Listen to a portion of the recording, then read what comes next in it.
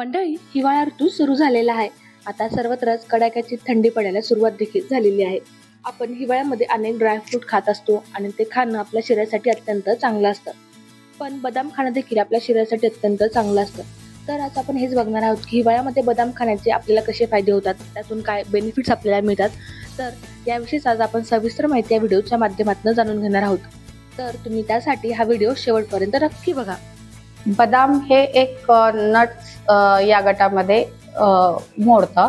बदाम जे आहेत त्या बदामामध्ये भरपूर प्रमाणात प्रथिने असतात, फॅट्स असतात आणि कॅल्शियम, मिनरल्स असतात इतरही. आणि या सगळ्या गोष्टींमुळे त्याचा उपयुक्तता जी आहे ती जास्त आहे. हिवाळ्यामध्ये काय होतं की एनर्जीची रिक्वायरमेंट, ऊर्जेची रिक्वायरमेंट वाढते. थंडी वाढल्यामुळे आपल्या शरीराला ऊर्जेची रिक्वायरमेंट वाढते आणि ती भरून काढण्यासाठी कुठला तरी संपृक्त असा ऊर्जेचा स्रोत लागतो आपल्या शरीरासाठी. तो स्रोत म्हणजे नट्स असतात. त्यामध्ये बदामामध्ये जवळपास 100 ग्राम बदामामध्ये 500 किलो कॅलरीजच्या वरती आपल्याला भेटतात.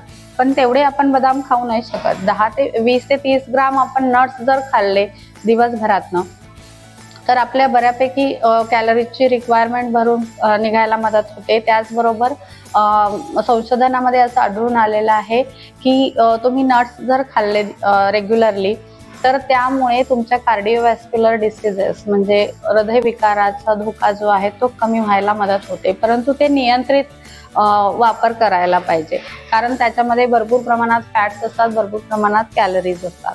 तर त्यामध्ये बदामामध्ये कॅल्शियमचंही प्रमाण जास्त असतं. त्यामुळं त्याचाही फायदा तुमच्या बोन्सची स्ट्रेंथ वाढण्यासाठी होतो. त्याचबरोबर पोटॅशियम, मॅग्नेशियम, सिलेनियम हे गोष्टी पण त्यामधनं भेटतात. त्याचबरोबर ओमेगा 3 फॅटी ॲसिड्स यांचाही पुरवठा या बदामामधनं होतो. त्यामुळे जे काही इन्फ्लमेशन असतं शरीरातलं ते कमी व्हायला मदत होते. तसंच बदाम हे हिवाळ्यात खाण्यासाठी काय, कारण त्याच्यामध्ये फॅट कंटेंट जास्त असतं. फॅट हे काय आहे, एनर्जीचा चांगला स्रोत आहे आणि त्यामुळं कमी पदार्थातून जास्तीत जास्त ऊर्जा त्यातून आपल्याला मिळते. परंतु त्यामध्ये मला अजून एक आवर्जून सांगायचं की जे खौड झालेले बदाम असतात किंवा त्यांची खराब झालेली असते ते खाऊ नयेत, कारण त्यामध्ये टॉक्सिक घटक असतात.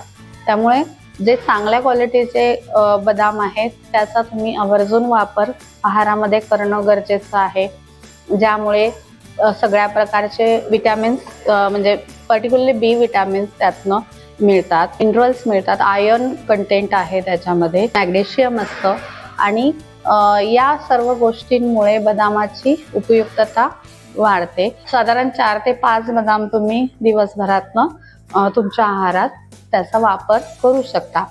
तसंच लहान मुलांना बदामाचं दूध वगैरे देतात. काही मुलांना काय असतं की गाईचं दूध किंवा म्हशीचं दूध पचत नाही, तर त्यांना ह्या बदामाचं दूध तुम्ही दिलं तर त्यातून त्यांना आवश्यक असणारं जे कॅल्शियम आहेत किंवा फॅट्स आहेत ते मिळायला मदत होते, प्रोटीन्स मिळायला मदत होते. प्रोटीन्स भरपूर प्रमाणात असतात बदामामध्ये. त्यामुळं हा एक पर्याय असू शकतो. ज्यांना लॅक्टोज इंटॉलरन्स आहे त्यांना आमंड मिल्क तुम्ही देऊ शकता. त्याचाही फायदा मुलांच्या वाढीसाठी चांगला होतो. त्यांचे बोन्स वाढण्यासाठी, त्यांचे जे काही हाडांची मजबूती वाढण्यासाठी त्याचा फायदा होऊ शकतो. आहार तज्ज्ञांनी सांगितल्याप्रमाणे बदामातून आपल्याला भरपूर असं पोषण भेटत असतं. त्यामुळे प्रत्येकाने दिवसभरामध्ये बदाम खाणं गरजेचं आहे.